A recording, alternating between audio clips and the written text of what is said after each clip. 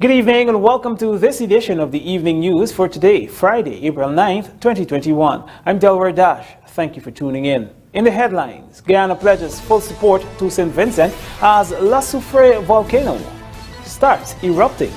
Guyana's CDC and PSC mobilize support for St. Vincent. Government targeting second and third generation diaspora to return to Guyana. KILLA released unsubstantial bail as probe continues into FAGUNDES murder. Guyana boasting maritime monitoring with $99 million vessel. Over 52,000 persons vaccinated against COVID-19 in Guyana, and President ERUPTING extends condolences on the passing of Prince Philip. We begin tonight's newscast by telling you that following several days of increasing eruptive activity, the La SOUFRIERE volcano in the CARICOM state of St. Vincent and the Grenadines began erupting this morning. In this report, you will hear that Guyana has pledged support and solidarity to the government and people of the island state, as an evacuation order was issued by Prime Minister Ralph Gonsalves on Thursday afternoon. Here's Lekram Bagirat with the details. In a statement Thursday night, President Dr. ERUPTING said he reached out to St. Vincent Prime Minister Dr. Ralph Gonsalves and pledged Guyana's full and unwavering support as the country deals with the volcano crisis. President Ali said he discussed with his head of state colleague immediate support which will be required in the response. He said, quote, "The Prime Minister indicated that apart from the need to evacuate citizens, there were other emergency materials needed. I committed to him that Guyana, upon receiving the full list of their needs, would immediately put together a national response to supply the items and arrange for them to be shipped to St. Vincent and the Grenadines." End quote. During an emergency press briefing late on Thursday afternoon, Prime Minister Gonsalves declared a red alert and issued an evacuation order. So there is now in the country an evacuation order. All arrangements have now kick-started and the process begins. I want to urge all our people to be calm, do not panic, be disciplined, be orderly. Gonsalves had noted that ships from at least 2 cruise lines have offered to assist with transporting persons to other nearby islands, while some CARICOM countries, including Guyana, has offered material support. At the time, the warning was that there could be an eruption within hours or days. However, at about 8:41 Friday morning, the eruption started. UWI's geologist, Professor Richard Robertson, said during a subsequent press briefing that the volcano had gone into continuous tremor overnight before starting to erupt this morning. According to Professor Robertson, while the first eruption was not a big one, more explosions are expected and this could continue for days or even weeks. Reporting for the Evening News, Lekram Bagirat. Meanwhile, the Private Sector Commission of Guyana is collaborating with the Civil Defense Commission to lend support to the government and people of St. Vincent and the Grenadines, where the La SOUFRIERE volcano started to erupt this morning. In a joint statement, the PSC and the CDC said they are mobilizing support for the island state and are working to supply as many items as possible on the country's immediate emergency needs list. These include water tanks, buckets, folding cots, portable toilets, blankets, field tents, field kitchens, sleep mats, respirator mask with filters, goggles, reflective vests, caution tapes, and hygiene kits. Persons interested in making donations can contact the CDC. Meanwhile, opposition leader Joseph Harmon today expressed solidarity with the people of St. Vincent and gave the assurance of his party's unwavering support. The Guyana government is looking to target second and third generation Guyanese in the diaspora communities living abroad with the aim of attracting them to return and grasp the slew of opportunities within the country. Find out more in this Rupa Sienarine report.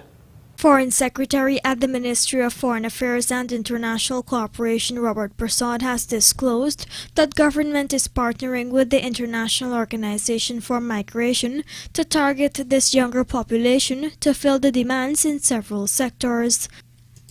These efforts are geared at ensuring that there is continued interest in development and also mobilizing skill set or capital which the diaspora can inject into the country. There's one project that we're working with the IUM, which is a very innovative project, and that is to target young people, meaning the second and third generation living in diaspora, for them to come back to serve, to volunteer, to work both with the government, private sector, civil society, NGOs,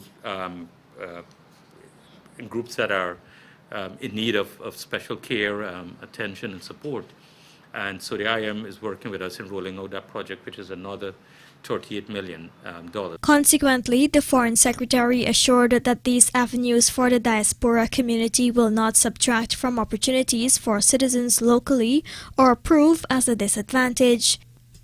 Instead, Prasad said they are channeling these resources to add to the current operations and realize the bigger picture of transformation. And I want to make it absolutely clear that our emphasis in the diaspora is not to the disadvantage of persons who have lived here, who worked here, who've studied here, and who have perhaps made a sacrifice of staying on. Because sometimes I think people see it as a competition. It is not. For us, it is how we can complement the progress that we're making, how we can, as it were, to further support the government's vision and the developmental drive, the president's own efforts to transform the country. So it is utilizing that resource out there and to see what we can attract to support what we have here. So it is not taking away opportunities from persons here. So I want to make that absolutely clear. Moreover, the Foreign Secretary said this invitation does not extend to preferential access to the disadvantage of persons living here. Rupa Sinarayan, The Evening News. Agriculture Minister Zulfikar Mustafa has said the recently acquired Fisheries Department monitoring vessel will be used to monitor activities within Guyana's exclusive economic zones. He made this remark during an inspection of the vessel on Friday. Ebony Giles was there and filed this report. Agriculture Minister Zulfikar Mustafa said, in light of the increased water traffic within Guyana's borders, the $99 million monitoring vessel will assist with protection and monitoring of the country's maritime space. So this is very important to bring this vessel into operation because it will help us, first of all, to patrol our exclusive economic zone. It will help us to patrol the sea and the other areas to curb piracy. You know, that's a big issue in the fishing industry.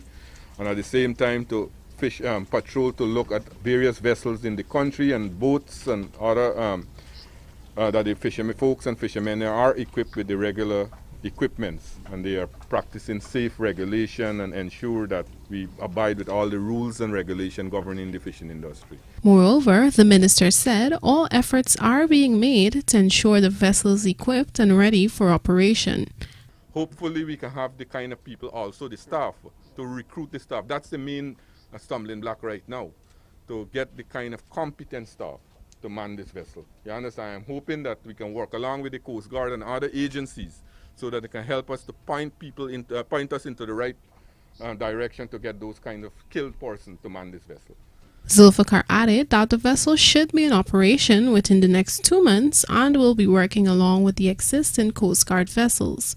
Reporting for the Evening News, Ebony Giles. You will now hear that Guyana's first state-of-the-art school, the Westminster Secondary School, has been completed at La Parfaite Harmony, West Bank, Demerara, to the tune of $1 billion.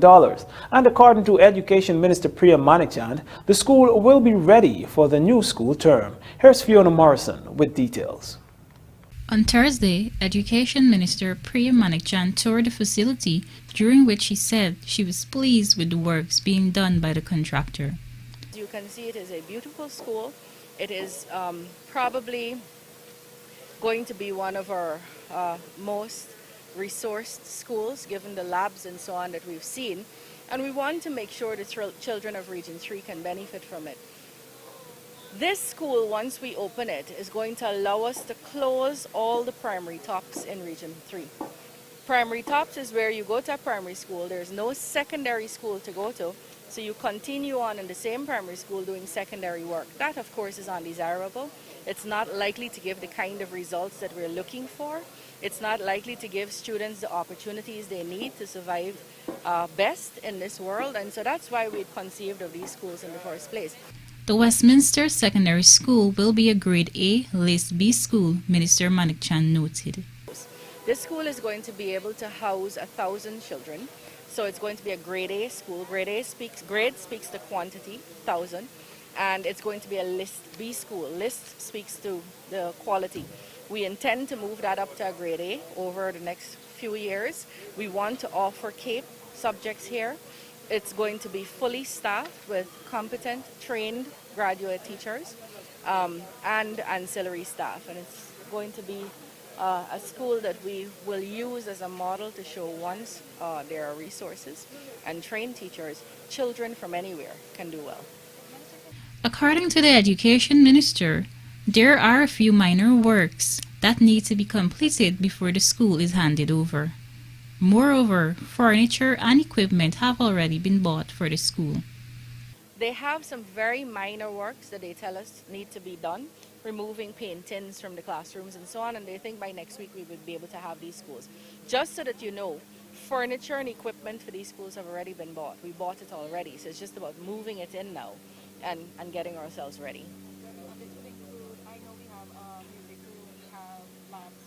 So you have a phys chem bio lab with gas hooked up already, and we have the equipment, the lab equipment we need. We have the furniture we need. We have furniture for regular classrooms. We have furniture for the staff room. We have shelves for the library. They have a couple of things that would still have to be done. For example, we have to determine what library books we want in there and then buy them and put them there. So small things like that, but we'll be ready with a full school for September. The Westminster Secondary School was completed under the Guyana's Secondary Education Improvement Project. The program is a government initiative aimed at achieving universal secondary education.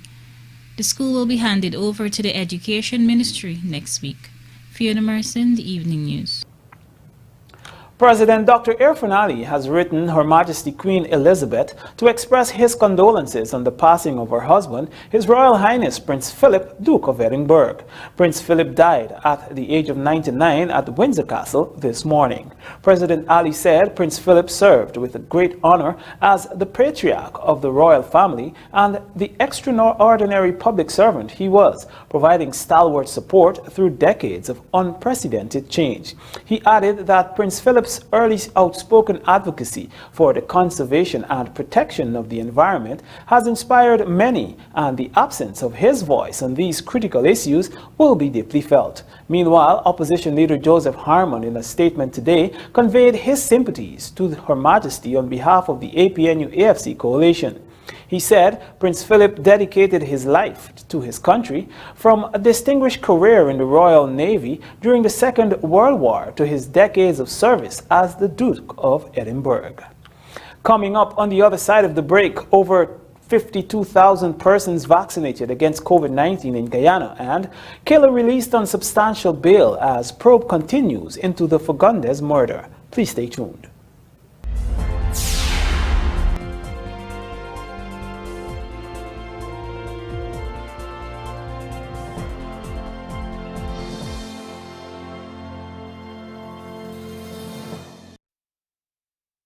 Looking to bring your dream home to reality, or simply taking on a home improvement project? Then National Hardware Limited is where you should start. Let us put that touch to your home.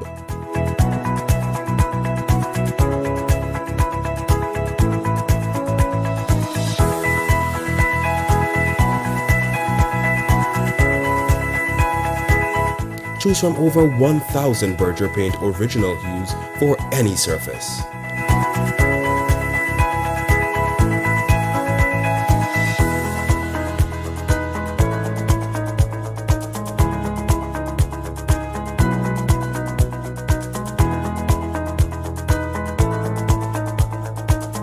We are known for our trusted brands such as Westinghouse, Philips, Satco, Rubbermaid, Pyrex, Gibson Home, and so much more. National Hardware Limited, your do-it-best store, located in downtown Georgetown and industrial site Rimeveld. It happens. Your septic tank is full. All the waste from your toilet goes into your septic tank through the sewage line. When your tank is full, the two most common indicators are an overflowing tank and an overflowing toilet. It is recommended that Sevon's Waste Management empty your septic tank every 2 to 3 years to avoid any embarrassment. And before you can say, shh, it's gone. Call Sevon's Waste Management today at 218-1455 or 218-1156. SPR Enterprises has in stock a full line of top quality electrical products from leading manufacturers for all your project needs from start to finish. At SPR Enterprises, you can find all types of cables, transformers, transfer switches, control products, conduits, conduit fitting, tools, lighting, and much more. Our product line satisfies domestic, commercial, and industrial electrical needs. So what are you waiting for? Come down to our location at 45 Brickdam, Georgetown, or give us a call on 223-5699 or 623-1392. We are open from Monday to Friday from 8 a.m. to 4:30 p.m. and on Saturdays from 8 a.m. to 1 p.m. SPR Enterprises, your single source for quality electrical products. Your #1 supermarket cost cutter has everything you need. Come down to our Sheriff Street or our Track A Farm East Bank Demerara location and shop in comfort, knowing that you're also getting the most competitive prices. We currently have specials on onions, 5 pounds for $500 or 50-pound bag for $3,500. Purple onions, 25-pound bag for $22.50. Happy macaroni 400-gram packet, 1 for $200 and 3 for $500. Just juice 500 milliliter, 1 for $135 and get 4 for $500. Miran soybean oil 500 milliliter bottle, 1 for $275, 4 for $1,000. Aqua Pure water 24 330 milliliter bottles, $1,100 per case. Buy 10 cases and get 1 case free, and much more. Give us a call on 231-7180 or 502-5660. You can also WhatsApp our farm branch on 686-6501 and our Sheriff Street branch on 686-7536.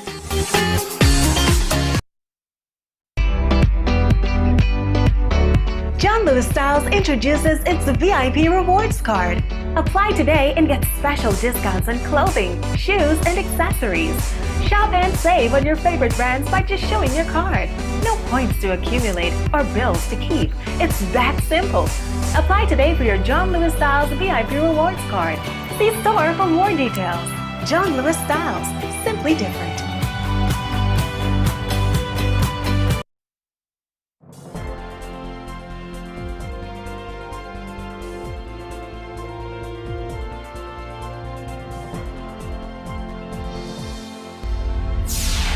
Thank you for staying with us. You're watching the evening news. Rondell Bacchus, called KILLA, who had been in custody since Tuesday for questioning into the murder of Ricardo Fagundes, has been released on substantial bail. According to Police Public Relations Officer Mark Ramatar, a habeas corpus writ was served on the Guyana Police Force today for the release of Bacchus. This was after the statutory 72-hour detention period had expired.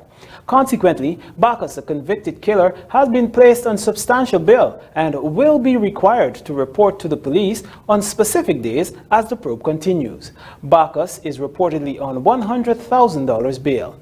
And while Bacchus was being escorted from the lockups at the Brickdown police station after his release today, he maliciously damaged the police vehicle, for which he has been charged and would appear in court on Monday, April 12. Bacchus surrendered to police on Tuesday, hours after a wanted bulletin had been issued for him to be arrested for questioning in regards to the murder of Fagundes, which occurred execution style on March 21, 2021, outside a popular Main Street Georgetown nightclub. The 42-year-old gold dealer of Lot 25 Sandybop Street, Kitty, sustained at least 10 gunshot wounds about his body at about 22 hours on the night in question. Rupa Sienarine joins us once more to report that more than 52,000 persons across Guyana have received their COVID-19 vaccines as of this week, a noteworthy feat as government seeks to inoculate the entire adult population in order to achieve herd immunity. Here are the details. Minister of Health Dr. Frank Anthony said during Friday's COVID-19 update that the Health Ministry has increased its daily immunization statistics to an estimated 4,500. This week, authorities were aiming to vaccinate 40,000 persons but have already surpassed this target. Additionally, some persons who received the Sinopharm vaccines have already returned for their second shot. So as of yesterday, we had completed vaccinated 52,554 persons. So, you know, we are on target with what we've set out, and I think that's good that people are coming out to get their vaccines. As you know, most of the vaccines that we're using, they're 2 doses. So those persons who have taking the Sinopharm vaccine, many of them now are becoming due. And as of yesterday, we probably would have immunized about 60 persons who had received their first dose Sinopharm. Now they're getting their second dose. While the interval between doses for the Sinopharm and Sputnik V vaccines is 4 weeks, the AstraZeneca timeline is at least 12 weeks. For a person to be considered completely immunized, they have to wait 7 days after the second dose is administered. Dr. Anthony said the ministry has already started utilizing the Russian-made Sputnik V vaccine, which arrived in Guyana last week. Yes, we have started to utilize the Sputnik vaccines. However, the rollout of these vaccines, we had to retrain our staff because these vaccines have to be kept at a special temperature. We have to maintain what you might consider to be a very cold temperature, -18 to -20. And once we thaw those vaccines out, you can't go and put them back into the fridge. So because of that, we had to retrain our staff how to use these vaccines. And we have now rolled that out to as many sites as possible. This week, over 2,000 persons were vaccinated using the Sputnik V vaccine, which has a 92% efficacy. Rupa Sinarayan, The Evening News. Meanwhile, the Ministry of Health has reported that some 105 more persons have tested positive for the novel coronavirus in the last 24 hours. This now takes the total number of confirmed cases in Guyana to 10,958. However, only 1,143 of these are currently active cases. This includes 13 persons in the COVID-19 intensive care unit and the remaining 1,130 persons in both home and institutional isolation. Additionally, there are 9 persons in institutional quarantine. While the country's COVID-19 death toll remains at 252, another 59 persons have recovered from the life-threatening disease. The total number of recoveries from the COVID-19 to date is 9,576. Lawanda McAllister joins us now to report that Minister of Tourism, Industry and Commerce Unej Walron is encouraging Guyanese to be responsible when using plastic products. The minister made this appeal on Thursday at a prize-giving ceremony for youths who participated in the competition and Consumer Affairs Commission's annual essay and video contest. Here are the details. The competitions were part of activities to mark World Consumer Rights Day, which was observed on March 15th. While addressing the gathering, Minister Unej Walron praised the efforts of the awardees, noting that the government is seeking to give youths across Guyana the opportunity to participate in such activities. She pledged support to such initiatives that target the issue of littering and pollution, which continues to plague not only in Guyana but the global community. We are on a path, a transformational path in Guyana, a transformational agenda that speaks to inculcating and bringing awareness of our young people of issues that surround them, and for them to realize, as this group has, that they can be world changers just because they have a voice, and for them to recognize that at this age and at this stage as young people, their voice matters. Minister Warren said while there is need for greater enforcement and stringent penalties against littering, citizens also need to be more responsible. However, I believe that the solution to pollution is to create a paradigm shift in our attitude towards an appreciation for environmental preservation. We have to begin to voice the importance of keeping our environment clean and the importance of using plastic products and the importance of responsible use of plastic products. As citizens, we must take greater pride in our environment beyond the fear of being punished. We should do what is right and vital for our future and for future generations. According to the minister, this issue also has an effect on the tourism sector, hence why the government is trying to curb the issue. Commerce. We have an awesome ecotourism product that is marketed on its pristineness and the fact that it is untouched, unblemished. And plastic kills that market and kills that sale pitch. We want our visitors to experience a clean and an attractive environment. Even we ourselves want to go and visit places and ensure that our communities, our creeks and rivers are clean and that we can enjoy healthy lives. Minister Warren further encouraged that Guyanese must arm themselves with the fact that we should reuse and recycle where possible to protect our environment. Reporting for the Evening News, Luanda McAllister. The National Agricultural Research and Extension Institute, NARI, has begun to roll out its vision for the refocused extension service to farmers. This is as the new NARI boss says, import substitution is a key mandate. More in this Andrew Carmichael report. Newly appointed Chief Executive Officer of NARI, Jainarayan Singh, says the aim of the institute is to refocus and re-energize efforts to fast-track a path to import substitution. The import substitution, we have started, remember this is trial basis, then you're going and the farms would grow, and then we'll take over the local sales market. I mentioned to you example ginger. Ginger, we used to import ginger, I remember a small bag dried ginger coming in. It's very hard because it's processed. So we need to move further than the fresh ginger market now because I'm sure we have enough for the local consumption to a stage where we do a little bit of processing.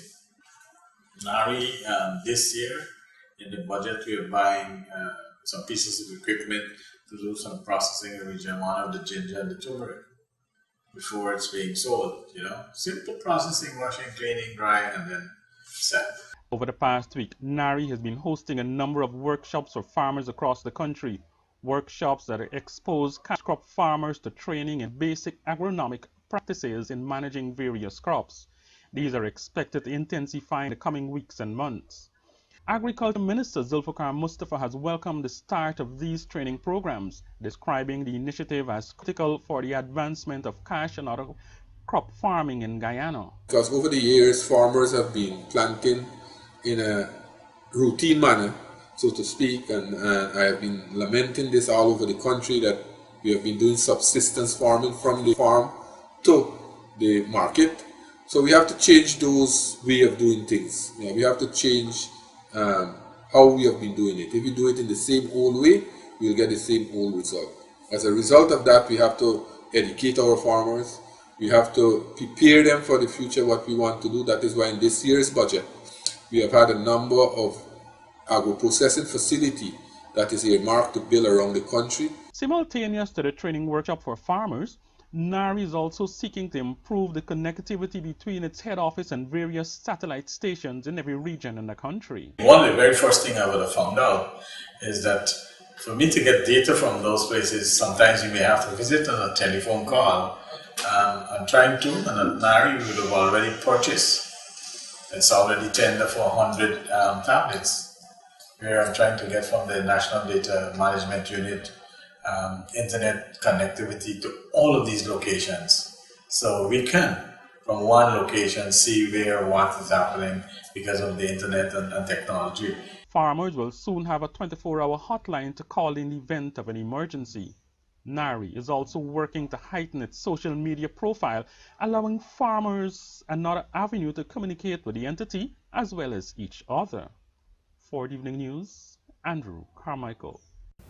We'll now take a look at the bridge reports. The Demerara Harbour Bridge is scheduled to be closed on Saturday, April 10th, 2021 at 3 hours for a period of 1.5 hours.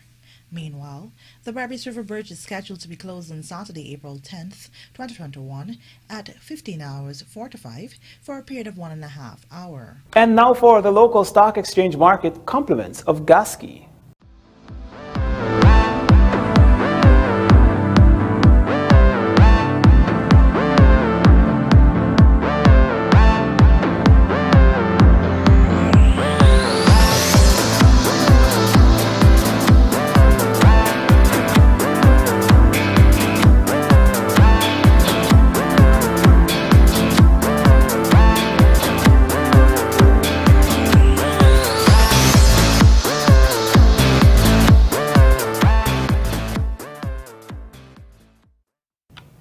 IPL 2021, De Villiers Patel hands RCB win in a thrilling matchup. This and more in the Sportcast, sponsored by Marcor.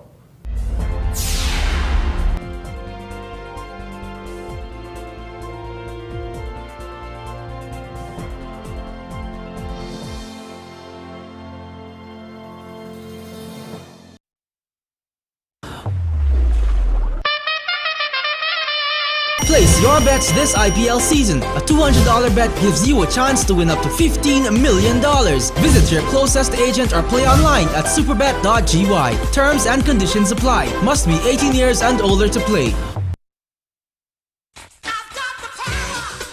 Wayne Pressure Pumps out of the U.S. is the ideal solution for your water woes. At Sylvie's Variety Store, we bring you the top line of automatic pressure tank pumps ideal for building offices and residential homes. Just turn on the faucet and pressure at your fingertips. The Wayne collection includes pool pumps, well pumps, and utility submersible pumps. Parts and accessories available. Sylvie's Variety Store, bringing you the quality you deserve every time.